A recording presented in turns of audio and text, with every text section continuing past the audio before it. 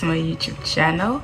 If you're new to this channel, please make sure you like, subscribe, and also watch my previous videos. So my name is Immaculate Songore. I am a Zimbabwean YouTuber, here to give you guys content, entertainment, and of course vibes. In my last video, I highlighted the fact that I want to do like an educational video for students who want to come to Poland, specifically Zimbabweans. I wouldn't know how the processes go like in other countries, so this is specifically for Zimbabwean students who wish to come to Poland and learn.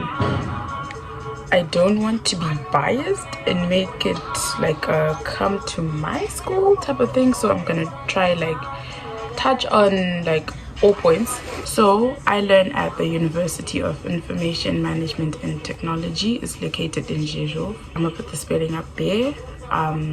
Most people struggle with pronunciation, but then like I only knew the pronunciation when I came here. It's at the south of the country, I think. First things first, you've decided I want to go for uni. Now, as soon as you are done with your A-levels, I recommend that you do take some time off of this like school stuff to really think about your life. Like most people just rush and they think they're ready, or some people are ready, you know, they just want to leave home, get it over and done with and whatnot. But take some time to really think, do something, learn some skills. Like for me, I took a gap year and I worked at the school that I learned for my high school from Form 1 to Form 6, and it helped me learn a lot of dynamics, rules, principles and stuff like that, like a lot of things that I was not used to, you know. That was like my first step. That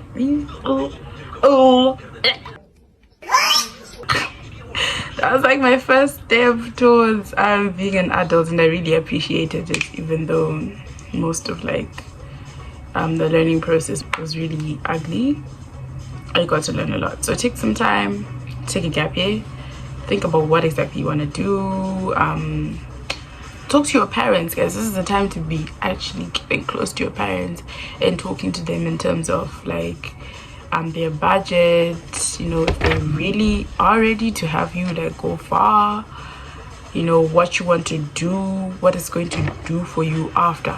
Like, okay, fine, you have your degree now, what are you gonna do with that? Like, are we really sending you to school to go through this 100%, or you're gonna get there, just do what you're doing for the sake of us or for the sake of just having a degree? Like, what are you gonna do in the long run? That's the most important thing.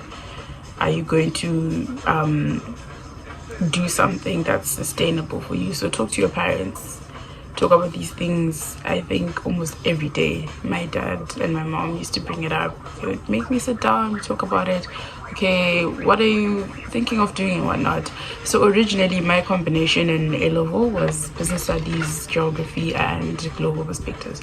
It was a really mixed combination. Like I'm a person who adjusts, like I'm open to do like a lot of things. So at that time I wasn't really sure of what I wanted to do, but then like I was more of like a business studies student. I like business, and then my dad said business. Okay, what business? What type of business? What do you want to do? Like, what about business? And I really thought about it. Then I was like, okay, what do you suggest? Like, what works for me? And we all came to an agreement, and we decided nursing. Is it something that I had in mind? No, but you know, we listed like all the pros and cons and whatnot. We thought about the future, and I thought, okay, to what extent am I actually going to be able to cope with this? And I said, okay, fine, we're gonna go with that. We're gonna go with that. But it's wise to do something that you like and something that you really feel like, I love this, you know. Like from Form 1, start thinking about what you like, what you want to do, research, do all of that. But then I never did that. I was just like, you know, as long as I pass type of person. But like, yeah, we're all different. So after you've talked to your parents, next thing is getting an agent. That's the best thing. oh, that was the best thing for me. But then like there are other people who go on websites, apply by themselves, do ABCD. That's a lot of work. Like it's really unnecessary. An agent is just the easiest thing you can do for yourself. Obviously they will charge you, or it'll seem like, oh my god, they're scamming us, whatnot, but those guys actually really help a lot. Like they get you somewhere. So I'm gonna put the name of the agency that I used up here. Of course, we had some disagreements here and there during like the whole process, but overall I really appreciate what they did for me, my family and whatnot. So the first thing is booking a meeting, setting an appointment to meet with them so that you talk about like your budget and whatnot, what your child wants to do, when you want to go and whatnot. So you talk about all of that stuff. And then, sorry guys, I'm reading off this thing that I put here. I'm organized because I'm organized, babe. So after you've gotten your agents, then you start your processes. Okay, you start gathering your documents. So at this stage you should have agreed on where you want to go, what your budget is, when you want to go. They would have told you the pros and cons of going there, the schools available, if they provide the course that you want to do, and if the country itself has employment opportunities for the course that you're doing. So obviously for Poland, nursing is really common here. I don't know, I haven't heard about nurses who decided to work in Poland after their studies. I don't know about that. Personally, I also want to leave because of language barrier. That is my biggest problem. So that's my only reason. But then like I wouldn't know if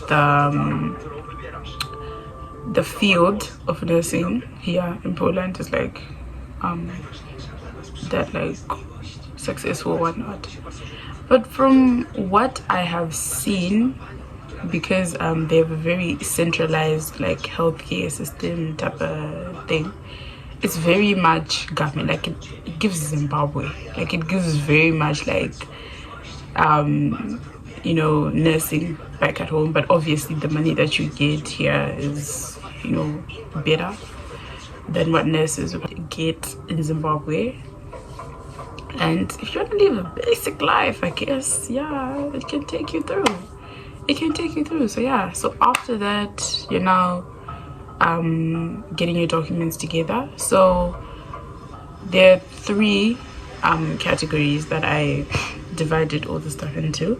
So documents that you need from like your home, from your family, documents you need from your country, from the state, and documents that you need from your school, like your previous high school.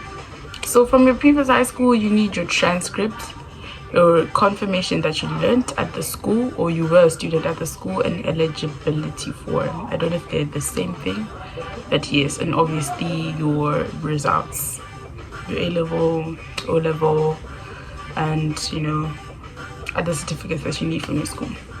And then from your home, you need your sponsors' information, their personal information, proof that they have a job and they have enough finance to be funding your studies. So that's like your bank statement, confirmation that they use a certain bank that they use, their details, their passport, their birth certificate, and all of that your sponsor needs to give. Yeah. And then if your sponsor, parents or whatever have their own business, I think you need more documents for that. Like what are those things called? We used to learn it in business studies, you know, those funny like memorandum of what. I don't want to go into details because I actually forgot where to get most of the information. I love you guys. This is more than enough. This is like 80% of the information, so don't come at me. But obviously documents that like they own a business, their business is obviously legal and it has enough money to be sustaining your studies. That's literally it. And then the hard part, the visa. It's not really hard, it's just like very annoying. It's always an annoying process. So what you're applying for is called multiple entry national D visa, right? My handwriting. Yeah, you're applying for that. So you go on the e-consulate system online. I'm gonna put it right here, and then you click the website, you get the application form, you print it out, and then you fill it in. So after you filled it in, you have that. You need a valid passport. Your passport needs to be valid for 1 year and 3 months after you have gotten into Poland. So mine was valid for 5 years, and that means I had an extra like what, 4 years? Yeah, an extra like 4 years. You need color photos of your passport pictures. You need 4. It's always safe to go with 4, and take nice ones, guys, because when I then got my item, I was like, nah, this is not me. If you live in Avondale or close to that area, Focal Point, yeah, you can go get your pictures there. If you stay in town, the better. Many places, I don't know about other places, being very, very, very much specific. You need an official signed acceptance letter from your school. Obviously they'll send that, then you print it, and then your A-level documents need to be legalized. Like, this legalizing process is really annoying. So you go to this place in town called what? If you want the form, I can DM you, or you can DM me, and I will give you the form. You need to legalize your documents, and also you need to legalize them at the British embassies located in Avondale. So for both of these different places, you need to book appointments online, and then they'll tell you the date and time, and then you come. And another thing I want to highlight about these funny processes is that how like you book an appointment and whatnot, when you get there, it gives very much Zimbabwe. Like, you get there and your appointment is at 1, but if the line is like from here to there, just make sure you come early enough to be at least at the front of the line, because if lunchtime comes and you're still in the line, or if they close and you're still in the line and you give them some, hey, my appointment was at this time, there's nothing like that. There's nothing like that. It gives very much Zimbabwe, first come first serve, but then just be there early and whatnot. Chances are this appointment system thing will not work for you. Of course, you need travel insurance. You can use Old Mutual, but it's a bit like expensive. I used Zimnet. And also under travel insurance, this insurance does not give you access, please Zimbabweans, to any hospital you like. Yeah, you come here, you get flu, and you say I have travel. No, travel insurance is useful in the case that, like, okay, let's say you travel, you lose your stuff, or I don't know, the airplane gets bombed or something, they need to send you back, like, emergency during your travel, during the time that, like, you're supposed to be traveling. It's not for like when you have flu, you walk in there, you walk into the pharmacy and you say you need this. So yeah, if nothing happens to you, nothing happens to your staff, then that's free money for them. Business, economically smart people. And after that, you need to organize your money for the visa payment itself. It's 1,442 rand, but please Zimbabweans, don't go with 1,442 rand on the dot. At least go with 1,500, 1,600, 1,700. You never know. You need to also get your A-level certificates legalized again. So legalization is done 3 times, 2 times in Zimbabwe, and then once at the embassy in South Africa, Pretoria. You need to pay for that. That's what, 541 rands. Again, please don't go with 541 on the dot. You never know. You need a police clearance. You get that in New Central in town. it's not mandatory, but then my dad was really strict about that stuff. He was like, you need to get it, you need your itinerary or your plane ticket. Some people don't buy their ticket like in advance, but at least you need like some sort of like proof, or you know, like, okay, this is my estimated trip, I plan to arrive on this day, I plan to leave on this day, I'm taking this flight, whatnot. You need that. Yeah, that's literally it. That is it. What? And then in terms of schools, there are certain schools that you need to be careful of. Their degrees may not be internationally recognized. You know, you might just not be seen as like a candidate for, you know, a job that you then apply for in future because you learned at the specific school and it has a bad reputation. I skipped one part. You need a language proficiency certificate that actually confirms that you speak English or you know some English. And at the time I needed a vaccination certificate also, because that was during the time when, you know, COVID was like easing and whatnot. The embassy opens from Monday to Thursday. On Friday they're closed, and on Monday is from 1 to 5 p.m. Tuesday is 9 a.m. to 12 noon. Thursday is 9 a.m. to 12 noon. Now again, with the issue of appointments, your appointment might be at 9, but there's some delays that may happen, and you know, you get there and you see another line because, you know, it's more Zimbabweans who go there. Anyway, that they are Zimbabweans, just know that, yeah, things are not happening on time. So just make sure you're early and you're at least in the line at the front. If your appointment is at 12, please don't come at 11. And they go, if your appointment, no, actually, if it's at 11:30, they close at 12. You want to arrive exactly at 11:30, it won't work. At least come in the morning so that you're in the line. And you know, if there's like a lot of people and whatnot and they're not moving according to like the specific times that they'd set for you, at least you get in there before they close. So it takes about 15 working days for them to process your visa. Given that like everything is fine, if stuff is missing and whatnot, they'll tell you, and you can always like come back, and you know, that's a good thing. Fast forward, you've left, whatnot, you're now here. The things that you need to know that you don't really get told. So it's always good to know someone. It's always good to know someone. Like, I had my friend, she's like my sister, we're born on the same day, our birthday is on the 26th, we're gonna be turning up.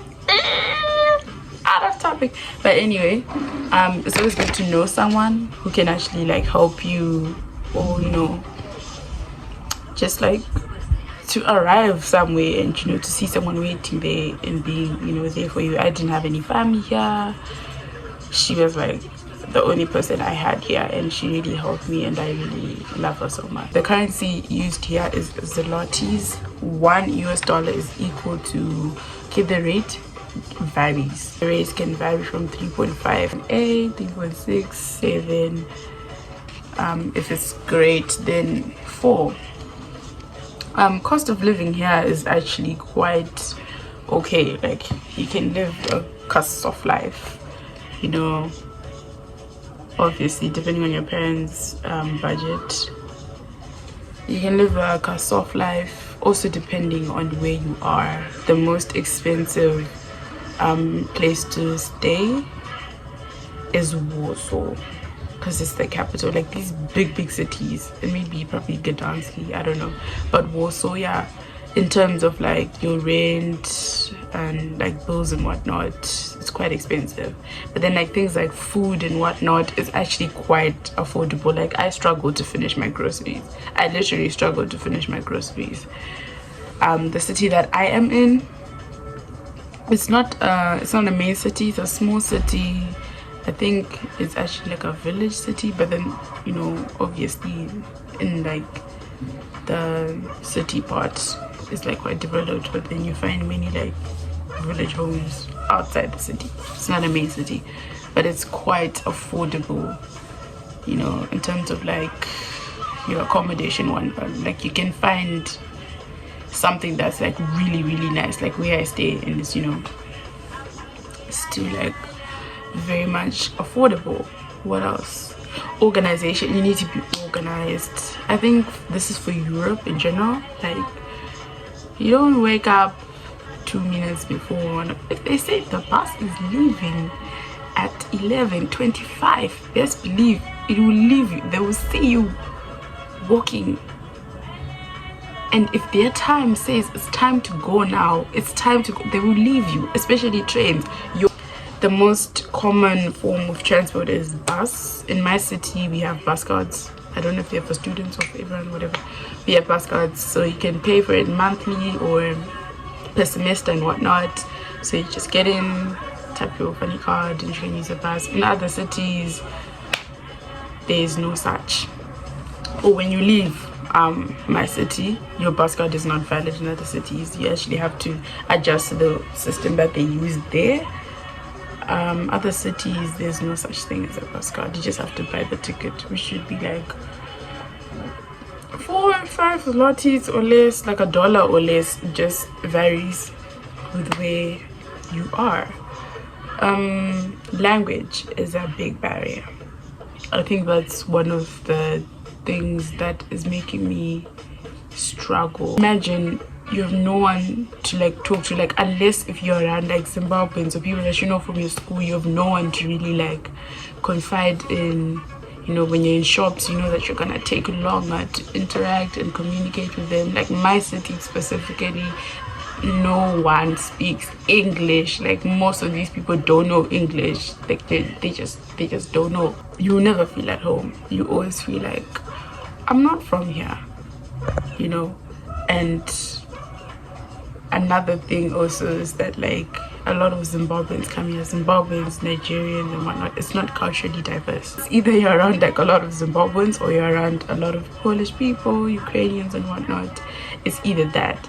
And another thing that I highlighted again in the past, an environment becomes very toxic when there are too many Zimbabweans in the same place. Too many Zimbabweans in the same place equals disaster. You need to really decide where you stand in life. Don't have a crisis, an identity crisis when you're here. Don't be letting everybody in. You need to take your time to study people and pick your set of Zimbabweans that you can stick to, and you know, they don't like ruin your life or, you know, influence you to make certain decisions. For some reason here there's some weird pressure, you know, things that people never used to do in their homes when they come here. When they come, things that people never used to do in Zimbabwe, when they come here all of a sudden it's like yeah, what is that? So like a lot of pressure to, you know, do a lot of funny things. And because this country is not culturally diverse, like it's fine, it's in Europe, but like it gives Zimbabwe. You're forced to be in this like continuous cycle of things that don't make sense. And it's good to meet people who are like open-minded, people who are not just like set on doing the same things all over and over and over again, party all over and over and over again. Like it's good to pick your group wisely. It's wise to shop here. That's one thing, especially for winter clothing. Yeah, don't waste your time. Of course, come with like warm things from home, a few things. I came with like a whole bag filled with like useless things that I don't even use anymore here. I should have packed more food actually. Your cerevitas, your masoes, your chunks, your beans, your roikos, your dried fish, your dried veggie, your lotions, your makeup artists. You will suffer here. You will suffer. Carry your things. But then obviously I wasted my space putting like a lot of clothes that I don't even wear as much. So do most of your shopping here. do most of your shopping here and carry as much food as you can. So that's literally it. Of course, there are a lot of other things that I left, but like for you to have an idea. And also, don't come here with the mindset that you think you know stuff. Like once you're here, your perspective changes. Like there might be disappointments or things that you meet and you're like, I didn't know this, or why does it feel like this? But always pick your group, stay positive. And I'm still going through it. I don't know, I'm still going through it. So yeah, that's basically it.